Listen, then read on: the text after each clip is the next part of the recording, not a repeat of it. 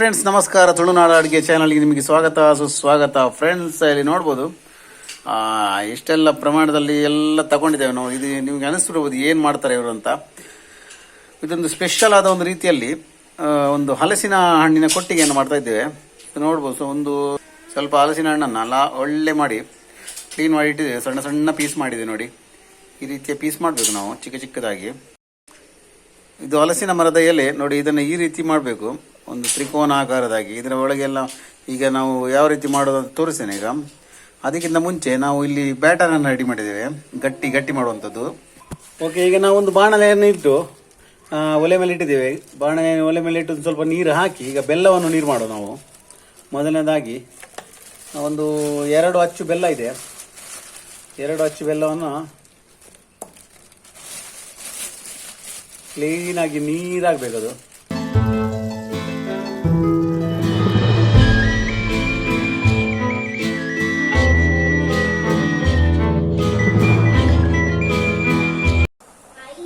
ಈಗ ಬೆಲ್ಲ ನೀರು ಹಾಕ್ತಾ ಇದೆ, ನೀವು ನೋಡ್ಬೋದು ಕುದಿ ಬರ್ತಾ ಉಂಟು.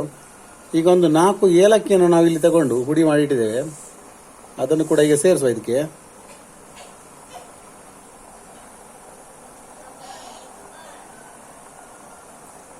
ಬೆಲ್ಲದ ಪಾಕಕ್ಕೆ ಒಂದು 4 ಏಲಕ್ಕಿಯನ್ನು ಅದರ ಸಿಪ್ಪೆ ಹಾಕ್ಲಿಕ್ಕಿಲ್ಲ, ಖಾಲಿ ಏಲಕ್ಕಿಯನ್ನು ಹುಡಿ ಮಾಡಿ ಹಾಕಿದ್ದೇವೆ. ಓಕೆ ಫ್ರೆಂಡ್ಸ್, ಈಗ ನಾವು ರೆಡಿ ಮಾಡಿದ ಪಾಕಕ್ಕೆ ಈಗ ತೆಂಗಿನ ತುರಿಯನ್ನು ಆ್ಯಡ್ ಮಾಡುವ. ಇಲ್ಲಿ ಒಂದು ದೊಡ್ಡ ಗಾತ್ರದ ತೆಂಗಿನಕಾಯಿಯನ್ನು ಒಳ್ಳೆ ಮಾಡಿ ತುರಿದು ತೆಂಗಿನ ತುರಿಯನ್ನು ಇಲ್ಲಿ ಆ್ಯಡ್ ಮಾಡಿದ್ದೇವೆ ಬೆಲ್ಲದ ಪಾಕಕ್ಕೆ.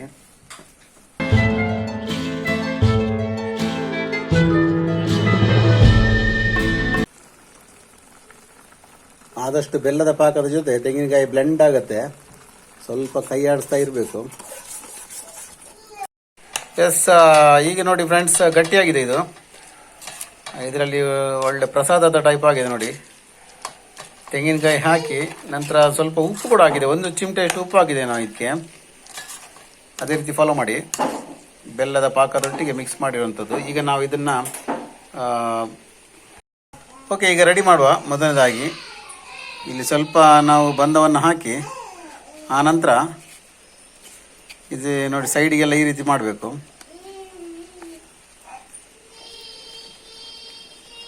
ಇದರ ಒಳಗೆ ಮಸಾಲೆ ತುಂಬಿಸುವಂಥದ್ದು.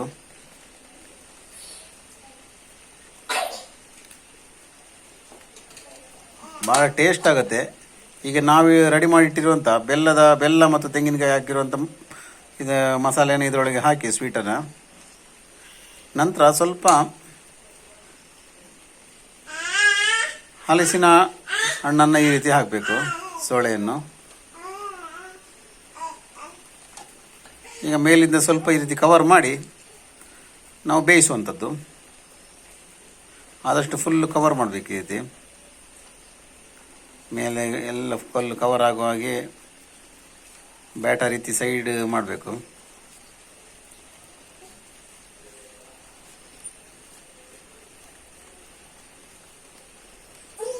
ಮುಚ್ಚುವಂಥದ್ದು ಈ ರೀತಿ. ಎಸ್, ಇಲ್ಲಿ ನೋಡ್ಬೋದು. ಈಗ ಈ ಇಡ್ಲಿ ಮಾಡುವ ಪಾತ್ರೆಯಲ್ಲೇ ನಾವು ಇದನ್ನು ಇಡಬೇಕು ನೋಡಿ. ಈ ರೀತಿ ಇಡಬೇಕು, ಎಲ್ಲ ಮುಚ್ಚಿ. ಅದು ಇದರ ಒಳಗೆ ಮಸಾಲೆ ಇದೆ, ಇದನ್ನು ಮುಚ್ಚಿ ಈ ರೀತಿ ಇಟ್ಟಿದ್ದೇವೆ. ಈ ರೀತಿ ಕೂಡ ಮಾಡ್ಬೋದು. ಮೊದಲು ಹಲಸಿನ ಹಣ್ಣನ್ನು ಕೂಡ ಹಾಕಿ ನಂತರ ಅದರ ಮೇಲೆ ಈ ಬೆಲ್ಲವನ್ನು ಕೂಡ ಹಾಕ್ಬೋದು. ಒಟ್ಟಲ್ಲಿ ಏನೇ ಇದ್ರೂ ಕೂಡ ಒಳಗಿಂದ ಮಸಾಲೆ ಇರಬೇಕಷ್ಟೇ. ಇನ್ನು ಮೇಲೆಯಿಂದ ಕವರ್ ಮಾಡೋದು ಈ ರೀತಿ. ಒಂದು ಸ್ವಲ್ಪ ನೀರನ್ನು ತಗೊಂಡು ಕೈಯಲ್ಲಿ ಈ ರೀತಿ ಹಾಕುವಂಥದ್ದು ನಿಧಾನಕ್ಕೆ. ಒಟ್ಟಲ್ಲಿ ಮೇಲಿಂದ ಕವರ್ ಮಾಡೋದು ಅಷ್ಟೇ ಇದು. ಫ್ರೆಂಡ್ಸ್, ಇಲ್ಲಿ ನೋಡಿ ಈ ರೀತಿ ಇಟ್ಟಿದ್ದೇವೆ ನಾವು. ಇಲ್ಲಿ ನಾವು ಒಂದು ಇಡ್ಲಿ ಮಾಡೋ ಪಾತ್ರೆ ಎಲ್ಲವನ್ನ ಈ ರೀತಿ ಪ್ಯಾಕ್ ಮಾಡಿ ಇಟ್ಟಿದ್ದೇವೆ. ಈಗ ಇದಕ್ಕೆ ಬಾಯಿ ಮುಚ್ಚಳ ಹಾಕಿ ಬೇಯಿಸುವ ನಾವು. ಓಕೆ ಫ್ರೆಂಡ್ಸ್, ನೋಡಿ ಸೂಪರ್ ಆಗಿ ಬಂದಿದೆ ನೋಡಿ.